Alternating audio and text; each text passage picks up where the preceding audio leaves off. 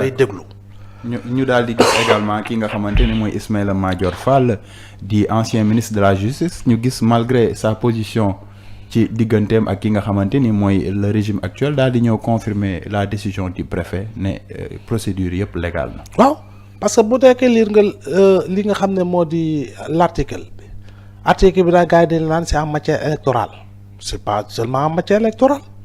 sinon dans l'article 277 duñ se lire en toute époque. En toute époque, c'est dans la durabilité. Il n'y a pas une date c'est inscrit ni dans le temps avec une date limite. C'est en toute époque. Autrement dit, durant tout le temps du mandat. Donc, je pense que l'on l'air. Donc, citoyen, vous constatez inéligibilité, incompatibilité, c'est condamnation, selon effectivement le délai de condamnation aussi. Le délai de condamnation, parce que délai de condamné, définitivement, ça n'enlève en rien li nga xam ni mooy ce degré léegi nag ay confrontation article la ñuy andi c'est ce qui est dommage par rapport au fait que suñu législateurs yi fi jiitu loi yi nañ ko doon bindee porox ndolo la ñuy bàyyi saa su ne porox ndolo yi ñuy bàyyi nag mooy tax interprétation yi ñu koy jëlee fu ne sens dessus sens dessous la loi elle est générale et impersonnelle loolu la ñu wax nee nañu durant l'ex c'est l'ex la loi est dure mais c'est la loi ñu dolli la si ñu ne la loi s'applique erga omnes c'est-à-dire en tout temps et en tout lieu fu mu munti toll ak ku mu munti viser la loi elle doit s'appliquer donc ñu dolli la si ñu ne nul n'est censé ignorer la loi mais dès l'instant que nul n'est censé ignorer la loi mais la loi elle doit être bien écrite elle doit être bien écrite dans le temps quand on posait le débat sur le mandat présidentiel dañ doon dégg ñu naan la comment dire le président nul ne peut faire plus de 2 mandats consécutifs interprétation bari ma ne mais gars yi xoolal Niger bu ñu ko bindee woon comme ni ñu ko bindee on n'a jamais eu de problème de sémantique ou véritablement une approche rhétoricienne nul ne peut exercer plus de 2 mandats consécutifs en aucun cas xam nga léegi loo si interprété nul ne peut exercer plus de 2 mandats consécutifs en aucun cas xam nga loolu tëj nañ ko ràpp waaw man tëj nañ ko ràpp donc ñun suñu ay loi dañ ko war bindaat yu gën a leer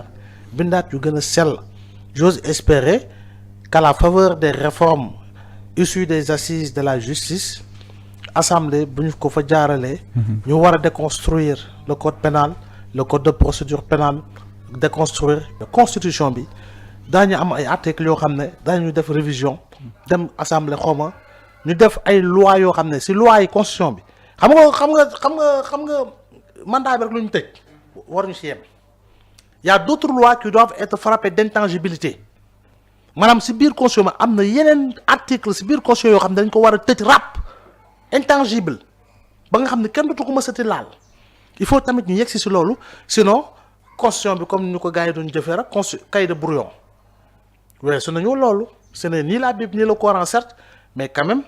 dañu ne charte ndeyu réew mi loi yëpp moo si gën a kawe kon boog war nañ ko sàmm koo xam ne effectivement ku ñëw du ko jël di foowee doon dem si assemblée buy weesu naan dafay def déclaration politique générale pour multi raisons que tu connais déjà n'est-ce pas donc je pense qu'aujourd'hui toutes les conditions sont réunies pour avoir une bonne déclaration de politique générale defe naa ni pare na ko bi mu ko pare yàgg na décliné nañu seen feuille de route à travers le référentiel Sénégal horizon 2050 ñu ngi ci travaux de commission yi lu jëm ci wàllu adoption budget bi après ñu dem ci plénière bi ñu xam budget bi lu mu doon une bonne lisibilité du budget une bonne lecture du budget ak yeneen yoo xam ne dégg nga maam daañu ci mën a am lu leer après nag waaw mu def sa déclaration de politique générale wure ba dem na këng comme on dit lépp day leer ci budget bi transparence budgétaire parce que xeex la li am solo mooy ñun daal balaay le 31 décembre xoolal lépp na tegu budget bi tegu DPG bi pare xoolal ñu génn ci yooyu pour que véritablement janvier incha allahu yàlla nañ ko fekk ak jàmm ak tal ñëpp jublu ci liggéey pour tabax Sénégal gu bees Sénégal boo xam ne jeunes yi ñooy nekk au devant de la scène jeunes yi ñoom mooy nekk principal souci wu dirigeant yi jeunes yi la ñuy tabaxal l'école yu sell lycée yu sell université yu baax changer curricula yi formation bi ñu soppi ko andi ay modèle de formation yu yees tabax ay usine booy di fa xëy di am liggéey gu baax salaire gu baax jigéen yi am ay financement lu si des nag mottali lay doon si agriculture si élevage si leneen ak leneen je pense que nag foofu la ñu war a mën a toll parce que n'oublions pas imagine dès avril on aura bouclé 12 mois de magistère pour te dire gis nga mbir bi nu mu gaaw na lool sax jeex na tàkk. d'accord mu ngi noonu ñu jàll ci beneen poñ jëm ci ki nga xamante ni mooy njiital acte di Abdoul Mbaye jëm ci projet de loi de finance 2025 ne nguur gi lépp lu ñuy wax askanu Sénégal illusion la ay naxe mbaay la. moom xëy na moom mooy xëy na ma yàlla ba xëy na moom mooy dund dans un monde d'illusion. Abdoul Mbaye ancien père ma ne xëy na moom mooy dund dans un monde d'illusion lan moo fi nekk illusion budget bi. lan moo fi nekk illusion. nee na li ñu wax sénégalais yi mënuñu réaliser. non je dis encore une fois politicien du saltige. politicien du saltige moom bu mu toogee toogaayu saltige xoolal na jël big ak feuille nga toog sa saal ñu dóor la benn dose café rek nga ne xaaral ma inspiré benn texte dafa yomb. gars yi nee nañ li gars yi communiqué ne dañuy wàññi budget wu primature présidence ak assemblée nationale xëy na loolu la wax ni mënul nekk. mais les gens l'ont annoncé attendons de voir à terme. Parce que tamit lu ñu annoncé ci baisse mais c'est bel et bien faisable fii chaque année le budget des institutions grossissait et particulièrement la présidence de la République. Chaque année budget bi yokk autrement dit chaque année nos présidents prenaient du poids yaa ngi dégg chaque année nos présidents prenaient du poids pour la bonne impression que ñoom lu leen soxal mooy présidence budget bi day yokk rek. waaye ñii nag bu ñëwee ñu ne dañuy wàññi budget présidence bi mais dañu war a applaudir ba gis le contraire ñu ne budget primature day wàcc dañu war a applaudir ba gis le contraire assemblée nationale même bu fekkee ni ça passe de 20 à 19 milliards yi ndaw na si 1 milliard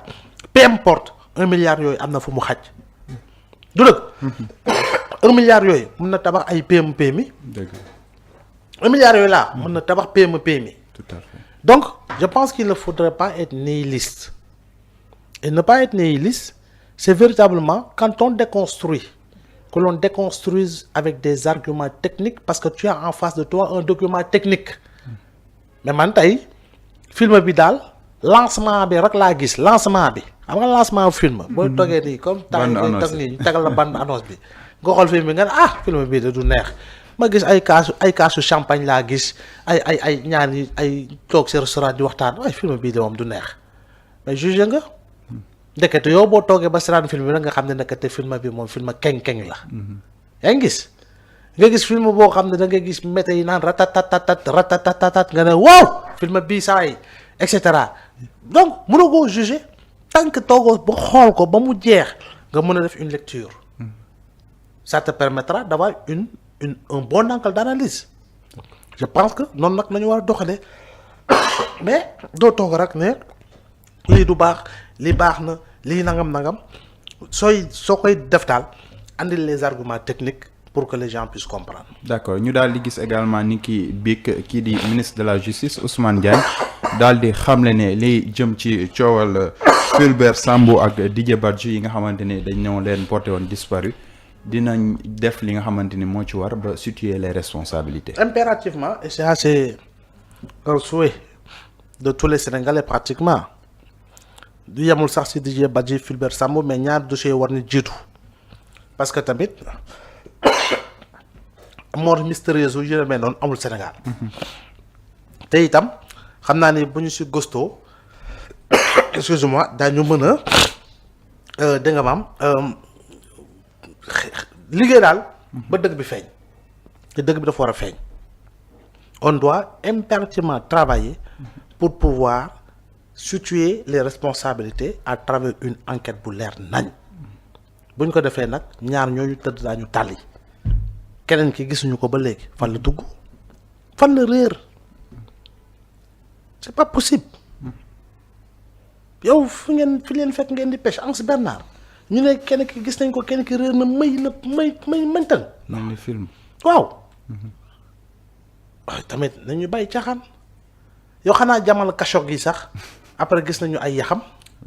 te dugal nañ ko ci acide rey nañ ko dugal ko ci acide dépêché ko dugal ko ci acide seer xanaa après sax am na yu ñu gis quand même il faut quand même que l'on soit sérieux dans ce pays là bu ñu jógee ci Fulbert Sambou nañ dem ci Mancabou bu jógee ci Mancabou nag nañ dem ci ñi nga xam ne ñoom la ñu faat ci manifestation yi mu nekk urgence et également nekk demande sociale yu sénégalais yi ñu jàll ci beneen poñ ñeel ki nga xamante ni mooy Doro Gaye ñu toppoon ko ci escroquerie foncière d'une valeur de 1,2 milliard ñu doon génne woon ko bàyyi woon ko mu am liberté provisoire sous contrôle judiciaire ñu gis ni ki barki biig également daal di nañ ko teg loxo ca diwaanu Paris par Interpol suite à des transactions de son épouse loolu itam ban jàngat. mais kooku dañ ko war a andi